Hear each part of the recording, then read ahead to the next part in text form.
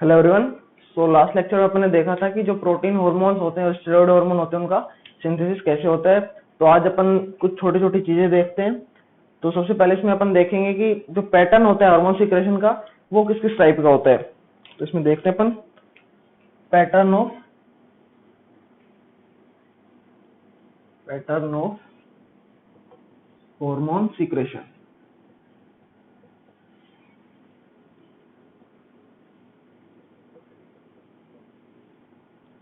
Hormone जो secrete होता है यानी कि कितने दिन में होगा, कितने घंटों में होगा, किस किस रेट पे होगा, उसी हिसाब से इसको उसके पैटर्न्स को डिवाइड किया जाता है। मोस्टली 3 टाइप के होते हैं ये, अल्ट्राडियन, सर्कैडियन एंड इंफ्राडियन।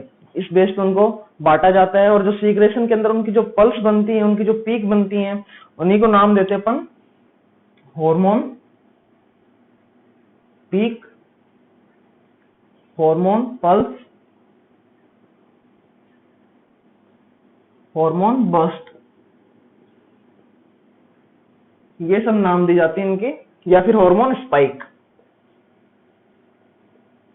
हार्मोन स्पाइक यानी कि जब जब उनकी पीक बनती है, जिस टाइम पे उनका सीक्रेशन की रेट ज्यादा होती है, जब जब उनकी रिक्वायरमेंट होती है, उनके हिसाब से इनको नाम दिया जाता है। चारों एक ही टर्म है। हार्मोन की पीक कब बनेगी, या फिर अपन बोले हार्मोन की पल्स कब बनेगी, हार्मोन बर्स्ट कब होगा, हार्मोन के स्पाइक्स कब आएंगे। तो ये सभी चीजें एक ही हैं।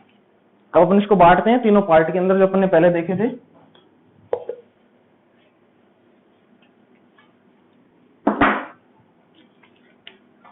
अपन इसको डिवाइड कर देते हैं। First is ultradian, then circadian and last one is infradian. Mainly 3 categories इसको अपन डिवाइड कर सकते हैं। हार्मोन के जो सीक्रेशन का पैटर्न है उसको अपन 3 कैटेगरीज में बांट दिए यहाँ पे, अल्ट्राडियन, सर्कैडियन एंड इंफ्राडियन। तो जो अल्ट्राडियन होता है उसके अंदर जो पल्स बनेगी या फिर हार्मोन का सीक्रेशन होगा वो हर दिन होगा, यानी कि लिखें ईच डे। ये जो होगा ये होगा कुछ मिनट से लेकर few minutes to few hours.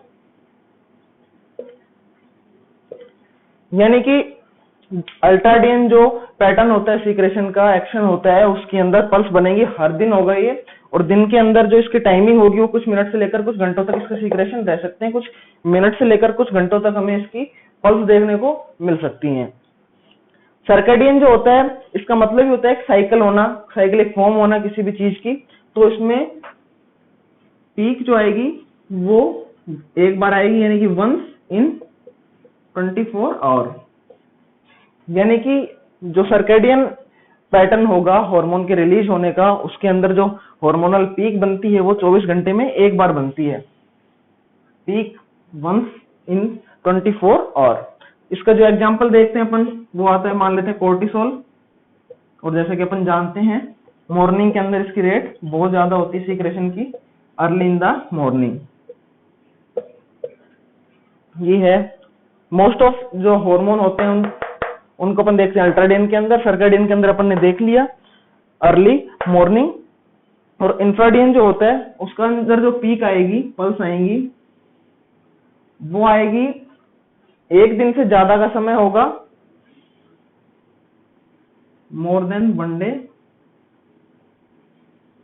But less then in a year.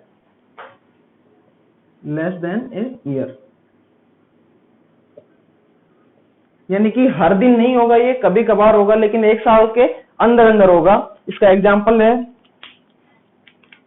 जैसे कि जो एलएच सर्ज होता है, LH surge during pre ovulatory stage in dogs.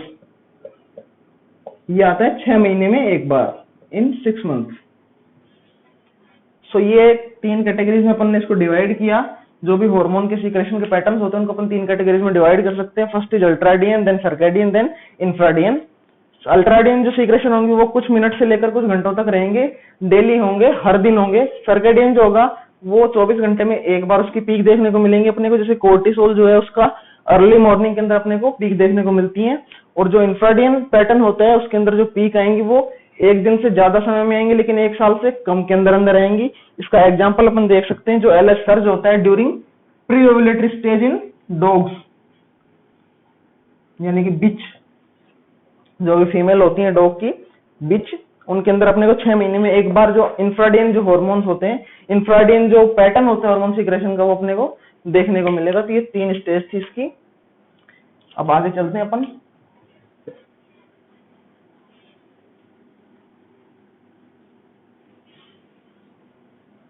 अब अपन देखते हैं इनका सीक्रेशन जो ब्लड में है, या फिर इनका ट्रांसपोर्ट कैसे हुआ।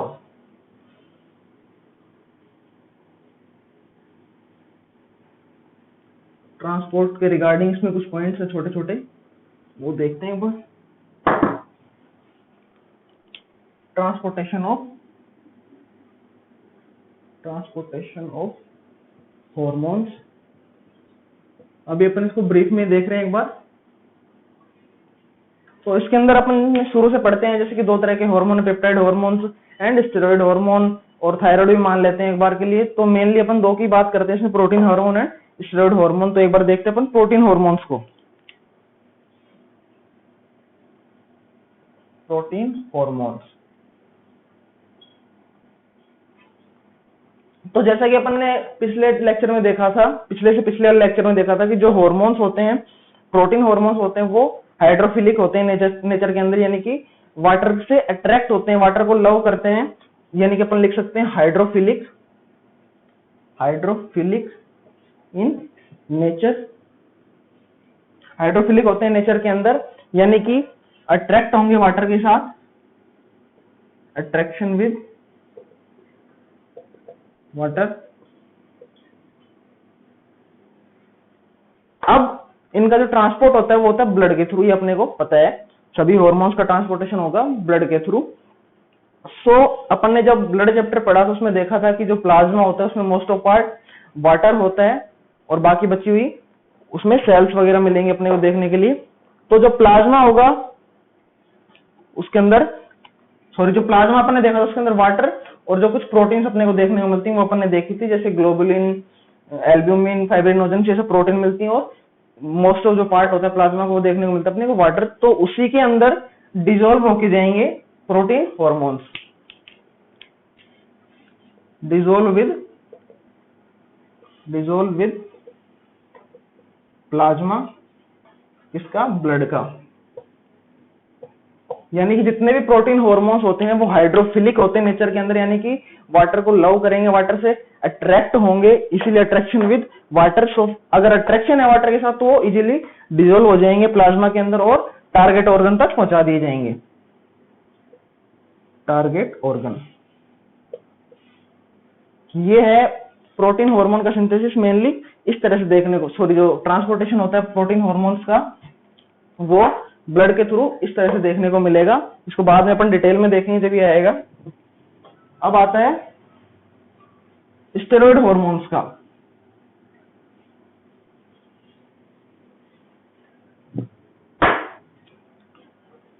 स्टेरॉइड हार्मोन का transportation, number 2, steroid hormone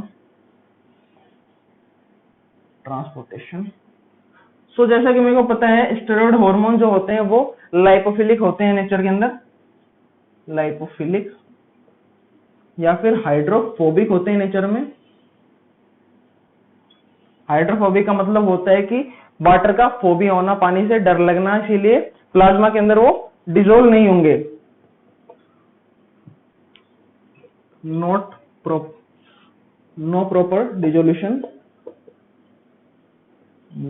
dissolution in plasma, यानी कि प्लाज्मा के अंदर अच्छी तरह से डिसॉल्व नहीं हो पाएंगे। सो इनको ट्रांसपोर्ट करने के लिए कुछ प्रोटीन्स की नीड पड़ती है अपने को, प्रोटीन नीड फॉर ट्रांसपोर्टेशन। ये स्पेसिफिक भी हो सकते हैं उस प्रोटीन के लिए,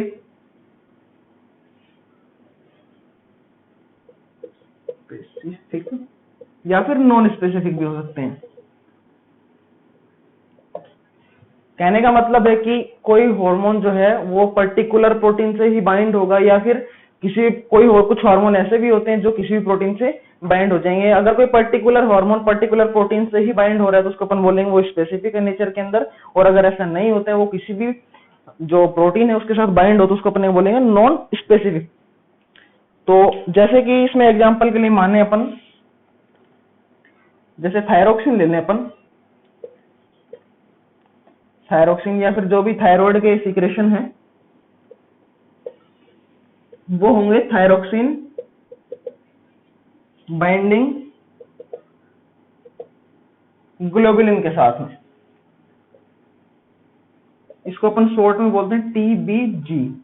ये एक प्रोटीन है, ब्लड के अंदर देखने को मिलती है अपने को, स्पेसिफिक प्रोटीन है, यानी कि जो टीबीजी होती है वही थायरोक्सिन को बाइंड करेगी। जो थायरोक्सिन हार्मोन है ब्लड के अंदर आया तो उसके लिए जो प्रोटीन की नीड पड़ेगी वो होगा thyroxine binding globulin protein, TBG protein. So ये अपन ने देखा इसके अंदर जो स्टेरॉइड हार्मोन्स होते हैं उनके ट्रांसपोर्टेशन के अंदर अपने को प्रोटीन की नीड पड़ती है। किसी भी प्रोटीन के साथ वो बाइंड होंगे, स्पेसिफिकली भी बाइंड हो सकते हैं, नॉन स्पेसिफिकली भी बाइंड हो सकते हैं। क्योंकि प्लाज्मा के अंदर प्रॉपर डिजोल्यूशन देखने को नहीं मिलता है, वो इसलिए नहीं मिलता क्योंकि वाटर को रिपेल करते हैं, वाटर के अंदर डिजोल्व नहीं होते स्टेरॉइड हार्मोन, इसलिए उनको ट्रांसपोर्ट के लिए प्रोटीन की नीड पड़ती है। और प्रोटीन जो है जैसे थायरोक्सिन के लिए हो गया टीबीजी, थायरोक्सिन बाइंडिंग ग्लोबुलिन प्रोटीन। इसी तरह से अदर हार्मोन्स के लिए अदर बाइंडिंग प्रोटीन होंगी। एक होती है इसमें SHBG यानी कि sex hormone binding globulin protein. तो सेक्स हार्मोन को बाइंड करने के लिए जो स्पेसिफिक प्रोटीन होगी वो होगी SHBG। इसी तरह से जो एड्रिनल होते हैं, एड्रिनल कोर्टेक्स के जो एड्रेनोकोर्टिकॉइड्स, मिनरलोकोर्टिकॉइड्स होते हैं, ग्लूकोकोर्टिकॉइड्स, तो उनको ट्रांसपोर्ट करने के लिए भी स्पेसिफिक प्रोटीन देखने को मिलती हैं अलग अलग। तो ये पॉइंट थे इसके अंदर।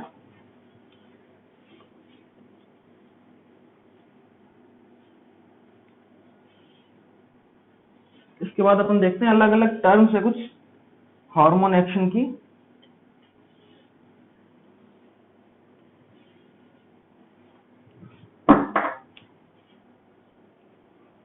मैकेनिज्म्स हैं, मैकेनिज्म्स ऑफ हार्मोन एक्शन। इसके अंदर अपन खाली टर्म देखते हैं अभी। तो नंबर फर्स्ट जो आता है वो आता है एंडोक्राइन एक्शन। Endocrine action. एक आता है इसमें paracrine action. Paracrine action. Number third आता है इसमें ऑटोक्राइन एक्शन। नंबर फोर्थ आता है इसके अंदर न्यूरोक्राइन एक्शन। नंबर फिफ्थ आता है इसमें न्यूरो एंडोक्राइन एक्शन। तो ये कुछ पॉइंट्स हैं इसके अंदर। हार्मोन इन तरह से इन फॉर्म में सीक्रेट्स होंगे, जैसे कि एंडोक्राइन एक्शन के थ्रू, पैराक्राइन एक्शन के थ्रू, ऑटोक्राइन एक्शन के थ्रू, न्यूरोक्राइन एक्शन के थ्रू और न्यूरो एंडोक्राइन एक्शन के थ्रू। तो इनको अपन देखते हैं एक बार अलग अलग ये क्या क्या होते हैं। तो सबसे पहले एंडोक्राइन जो एक्शन है वो सिंपल है, जो भी बेसिक अपन ने देखा है अभी तक वही है इसके अंदर। जो एंडोक्राइन एक्शन है उसके अंदर सिंपल कोई हार्मोन है, ग्लैंड से निकला, ब्लड के अंदर आया, ब्लड में आया, लिम्फ में, और पहुंचा दिया जाता है अपने टारगेट ऑर्गन के पास में। तो ये सबसे बेसिक जो अपन शुरुआत से पढ़ते आ रहे हैं वो आता है एंडोक्राइन एक्शन, यानी कोई भी हार्मोन है, जो हार्मोन है ग्लैंड से सीक्रेट हुआ, ब्लड के अंदर आया और फाइनली पहुंचा दिया गया जो भी उसका टारगेट ऑर्गन है उसके पास में। तो ऐसा जो एक्शन है उसको अपन बोलेंगे एंडोक्राइन एक्शन। अगला जो है उसको अपन देखते हैं जो है paracrine action. Paracrine action. Paracrine action जो होता है उसमें हार्मोन सीक्रेट हुआ, हार्मोन ग्लैंड से निकला, सीक्रेट हुआ, और जो भी उसके नेबरिंग सेल हैं, यानी कि आसपास की सेल हैं, उनके ऊपर इसने वर्क किया, यहीं पर उसका डिफ्यूजन हो गया, यानी कि उसको नो नीड टू ट्रांसपोर्ट,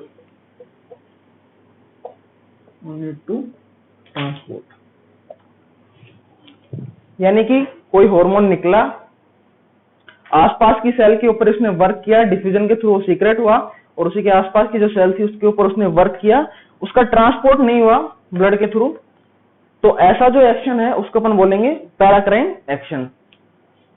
एक मिनट,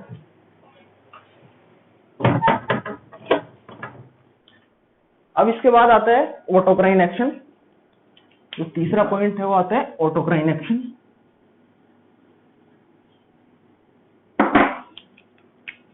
ऑटोक्राइन जो एक्शन है इसको देखिएगा, ऑटोक्राइन एक्शन के अंदर मतलब ये है कि जो सेल जिसने हार्मोन को सीक्रेट किया, मान लेते हैं ये हार्मोन है, ये ग्लैंड है, इसने सीक्रेट किया इसको हार्मोन को, और जो इसी ग्लैंड की जो सेल है वही इस हार्मोन का टारगेट ऑर्गन हो, यानी कि जिस ग्लैंड से हार्मोन निकला उसी की सेल्स के ऊपर अगर वो निकलने के बाद वर्क करता है, वही उसके टारगेट सेल है फाइनली, तो जो एक्शन देखने को मिलता है वो अपने को देखने को मिलता है ऑटोक्राइन एक्शन। टारगेट सेल, यानी कि जिस ग्लैंड से हार्मोन निकला उसी ग्लैंड के ऊपर उसने फाइनल वर्क किया, वही उसका अगर टारगेट सेल है, तो जो एक्शन अपने को शो होता है वो होगा ऑटोक्राइन एक्शन। इसके बाद आता है अगला न्यूरोक्राइन एक्शन। न्यूरोक्राइन जो एक्शन है उसके अंदर जो हार्मोन है वो वर्क करता है, एक्ट एज ए न्यूरोट्रांसमीटर,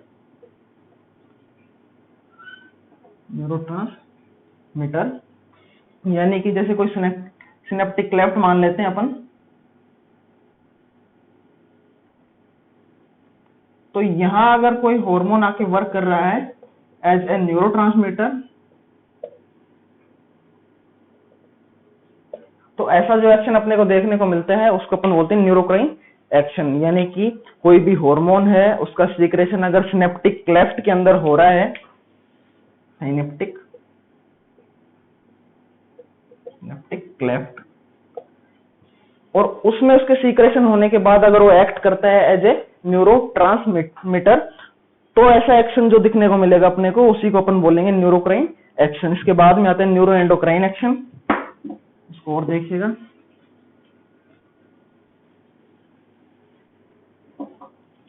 तो जो न्यूरो एंडोक्राइन एक्शन है, न्यूरो एंडोक्राइन, इसमें जो हार्मोन का सिंथेसिस होगा, हार्मोन सिंथेसिस वो होगा साइटोन में।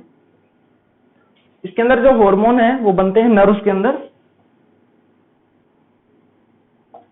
हार्मोन का सिंथेसिस हुआ साइटोन के अंदर, हार्मोन का स्टोरेज हुआ वो हुआ एक्सोन में, और जो इसका सीक्रेशन हुआ वो हुआ ब्लड के अंदर। तो इस तरह से जो एक्शन अपने को देखने को मिले, जो मैकेनिज्म देखने को मिले, उसी को अपन बोलेंगे न्यूरो एंडोक्राइन एक्शन।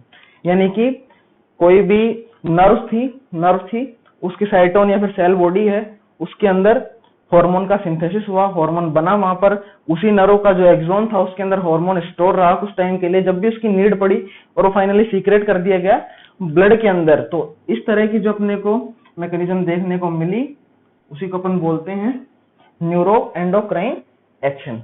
तो ये कुछ 5 पॉइंट्स है इसके अंदर, endocrine action, paracrine action, autocrine action and न्यूरोक्राइन action, and finally neuro endocrine action. अब चलते हैं आगे और थोड़ी सी बात करते हैं रिसेप्टर्स की।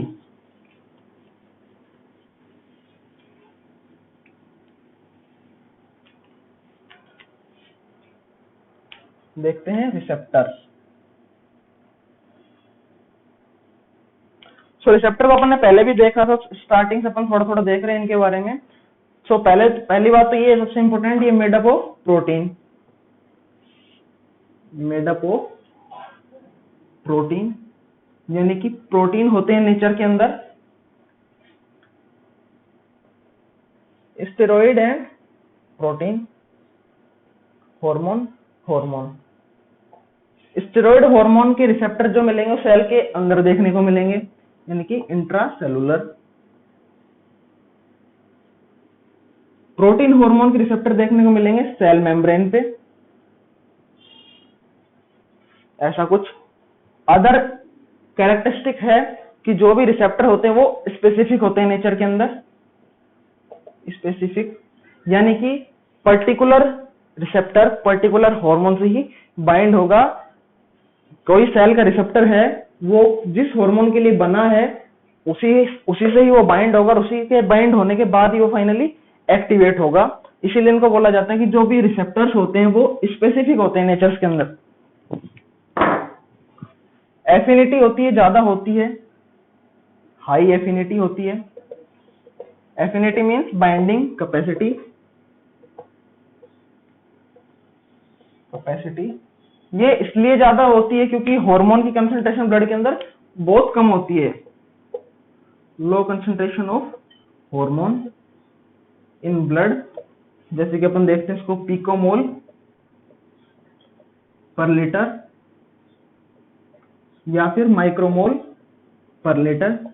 तो इस यूनिट से अपन देख पा रहे हैं कि जो भी कंसंट्रेशन है हार्मोन की वो बहुत ही कम है ब्लड के अंदर, इसलिए उसकी एफिनिटी ज्यादा होनी जरूरी भी है। कम हार्मोन रहेगा और अगर उसकी एफिनिटी ज्यादा है और रिसेप्टर्स के लिए उनकी एफिनिटी ज्यादा है तो वो ज्यादा अच्छे से बाइंड कर पाएंगे। तो ये एक पॉइंट है इसके अंदर, हाई एफिनिटी। उसके बाद आती है,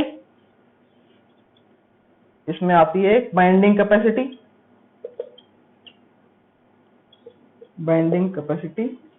बाइंडिंग कैपेसिटी का मतलब है हार्मोन जो है वो रिसेप्टर से कैसे बाइंड हो रहा है या फिर कितने अच्छे तरीके से बाइंड हो पा रहा है। तो अगर हार्मोन की कंसंट्रेशन ठीक है ब्लड के अंदर, कंसंट्रेशन ऑफ हार्मोन, या फिर अपन इसको लिखें रिसेप्टर्स के लिए, रिसेप्टर नंबर। अगर जो कि हार्मोन है वो ज्यादा है लेकिन अगर रिसेप्टर के नंबर ही कम है तो वो अच्छे से प्रॉपरली बाइंड नहीं होंगे, अटैच नहीं होंगे उनके पास में। अब अगर सेल्स हैं उनके पास रिसेप्टर जो हैं वो अच्छे खासे नंबर के अंदर है, सेल मेम्ब्रेन हम मानते हैं उनके ऊपर रिसेप्टर्स हैं और वो खूब सारे नंबर के अंदर हैं। तो अगर ज्यादा नंबर रिसेप्टर रहे तो बाइंडिंग कैपेसिटी अच्छी होगी, हर रिसेप्टर से हर जो एटम है उसका हार्मोन का वो बाइंड कर पाएगा। इसलिए अपन लिख सकते हैं binding capacity is directly proportional two receptor number. इसको अपन ये भी लिख दें, हार्मोन कंसंट्रेशन। अगर रिसेप्टर ज्यादा हुए तो ज्यादा हार्मोन बाइंड भी करेंगे उससे। अब इसमें एक दो पॉइंट और है छोटे छोटे।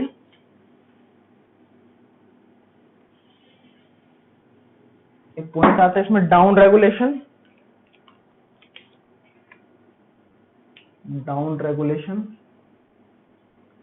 एक आता है इसमें अप रेगुलेशन।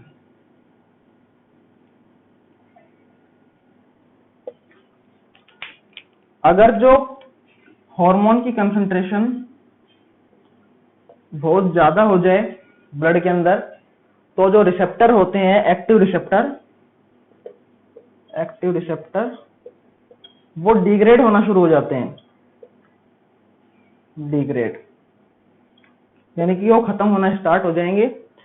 सो जो टर्म आएगी उसको अपन बोलते हैं डाउन रेगुलेशन, यानी कि फिर बाइंडिंग कैपेसिटी कम होगी।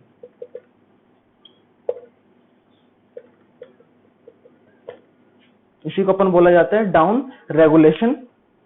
हार्मोन कंसंट्रेशन ज्यादा होगी तो जो जरूरत से ज्यादा अगर ब्लड के अंदर हार्मोन की कंसंट्रेशन हो जाए सो एक्टिव रिसेप्टर जो है उनका जो डिग्रेडेशन स्टार्ट हो जाता है वो खत्म होना शुरू हो जाते हैं। सो फाइनली बाइंडिंग कैपेसिटी भी कम हो जाती है। इसी को अपन बोला जाता है डाउन रेगुलेशन। इसी का उल्टा है अप रेगुलेशन। अगर हार्मोन की कंसंट्रेशन कम हो जाए, नॉर्मल से कम हो जाए ब्लड के अंदर तो एक्टिव रिसेप्टर जो है इनका नंबर बढ़ जाएगा और फाइनली बाइंडिंग कैपेसिटी बढ़ेगी। ये कंपनसेटरी मैकेनिज्म ही है। अगर जो हार्मोन बहुत ज्यादा है तो रिसेप्टर्स को खत्म किया जाएगा, डिग्रेड किया जाएगा, ताकि एक नॉर्मल अमाउंट के ऊपर हार्मोन और जो रिसेप्टर्स है उनका इंटरेक्शन हो वो एक नॉर्मल रेंज पर रहे। इसीलिए अगर हार्मोन कंसंट्रेशन कम है सो जो एक्टिव रिसेप्टर उनका नंबर बढ़ाया जाएगा ताकि एफिनिटी बढ़े, बाइंडिंग कैपेसिटी बढ़े और वापस से जो सेल का और रिसेप्टर का, सेल के ऊपर जो रिसेप्टर हैं और जो हार्मोन है उनके जो इंटरेक्शन है वो नॉर्मल रेंज पे आए। तो ये पॉइंट है इसके अंदर। सो आज के लेक्चर में इतना ही रखते हैं, बाकी अपन नेक्स्ट में देखेंगे। So thank you so much.